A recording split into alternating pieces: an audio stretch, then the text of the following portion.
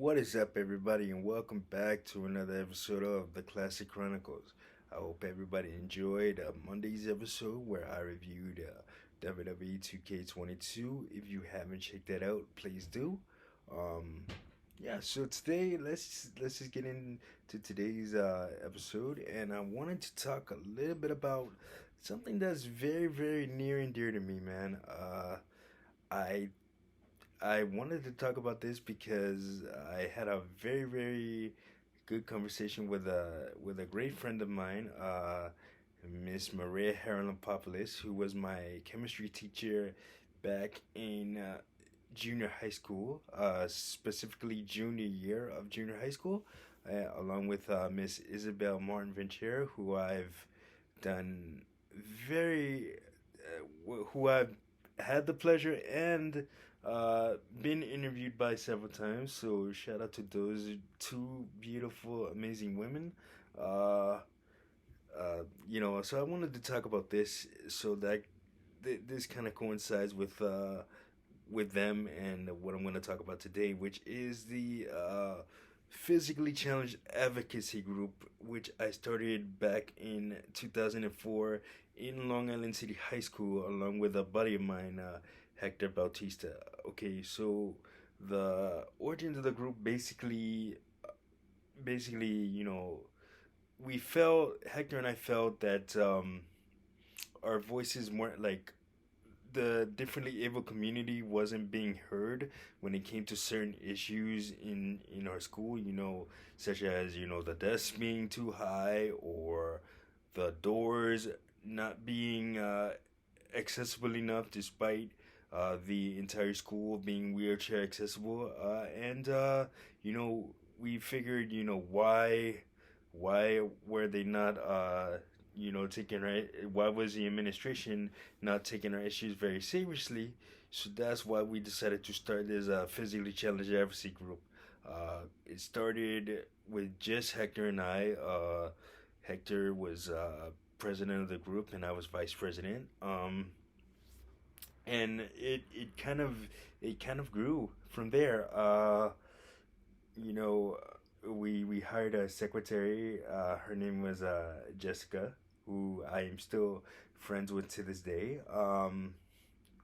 But yeah, we hired her as our secretary, to kind of assist in the day to day operations, in getting like meetings scheduled, and coming up with topics for the meetings. And we came up with those topics based on a suggestion box where the cripple community within LIC would voice their issues, and we would try to get their issues addressed at every single meeting. It was very good. It was a very good platform, not only for us to demonstrate our leadership, but for the differently able community to speak their minds, because like I said, they weren't being heard. If they were to address their complaints individually. So we kind of were, I don't want to use a CM Punk moniker here, but the voice of the voiceless, so that was really cool for us. And we got a lot accomplished in the two years that we were in business. We got the desks lower in some classrooms, so the differently able students could fit under them, instead of having to like reach up high to kind of do their work. This was especially a prevalent problem in the science lab. So we got that done, and then we got automatic doors on some of the classrooms, and in the entrance to the building, which I understand is still there today. So any people of the differently able community currently attending LIC, and love the automatic doors, you can thank the physically challenged advocacy group for that. Um, Nah, just kidding, man. But yeah, it was such a great time, man. But as far as Miss Harold Populous and Miss Martin Ventura go, uh, they um, they had heard about our physically challenged advocacy group. Oh my God, say that fast. And they interviewed us for a documentary that they were doing called "The Story of Stories." Just highlighting people or organizations with unique stories, and we were highlighted, and they came to one of our meetings, and got some footage of us there, and that was a really, really fun day. And then they did an interview with us, with me actually. Hector missed the interview because he was out sick when the interview was happening, so I got my solo time in the spotlight, which was great for me. But I think I did the group very, very proud. But as with every I'm gonna be real with y'all here. As with every a new venture and new group, there's going to be opposition, and there was, and I'm not gonna name names here because they know who they are, but you know, two people tried and ultimately succeeded, at least for a little while, in taking the group from us, and it wasn't about to be honest with y'all, it wasn't about us. It wasn't about the group actually, because they didn't care about the group. They cared about just injuring. I mean, damaging us, me, Hector and I's reputation, and they at tries they might have taken it away for a short time, but we did get it back, and that's our legacy, man. It was just a whole bunch of BS, with the whole them getting the administration to side with them, saying that while we had the group in our hands, that we weren't doing anything for the group.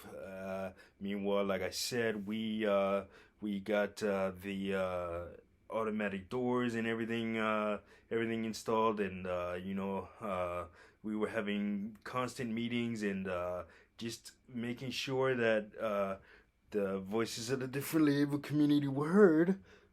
But with them, it was just all fun and games and BS, and every time they would have a meeting, it was just like it would just turn into one big party for them, and not be of any seriousness to them. They weren't taking it serious. Uh, so man, but it felt good to get it back, man. We fought hard to get it back, and when we said once we got it back that we're never letting anybody take it from us again, and sure enough, we did not. So uh, as far as the legacy of the physically challenged advocacy group, there will never be another like it.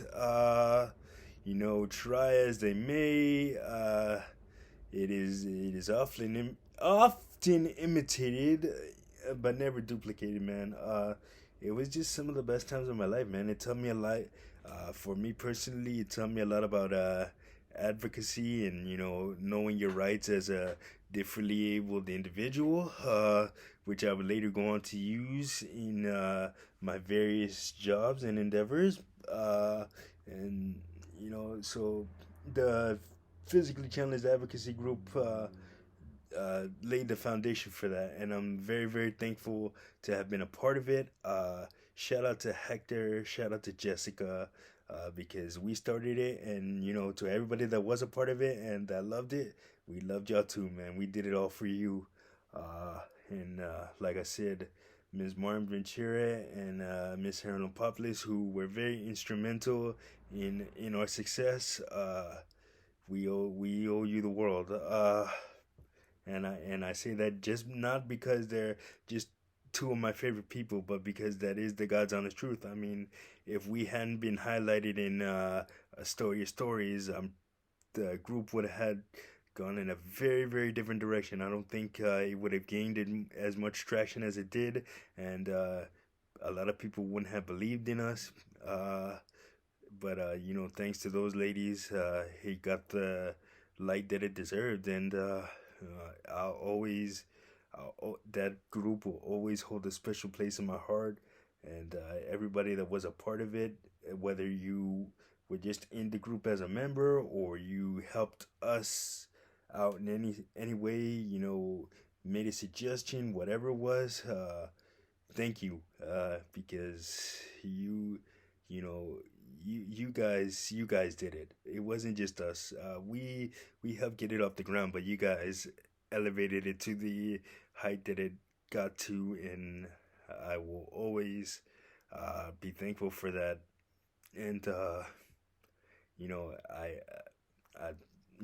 just with this channel, like I said, I've said it ad nauseum on this channel, and it's the same thing without everybody that subscribes and shares and or even just watches a video, even if it's for like 30 seconds. That support doesn't go unnoticed, man. It's all y'all. I do this for y'all, and all my other endeavors that y'all are seeing. I do it all for you guys, because without you guys, this none of this exists. And just thank everybody who's ever supported me for in anything that I've ever done, and supported that group. I miss it. Those were the best times of my life, man. And yeah, that's gonna do it for this edition of the Classic Chronicles. Like, subscribe, share, and as always, do not forget to hit that notification button so you don't miss a video. And I will catch you guys on the next one. Peace.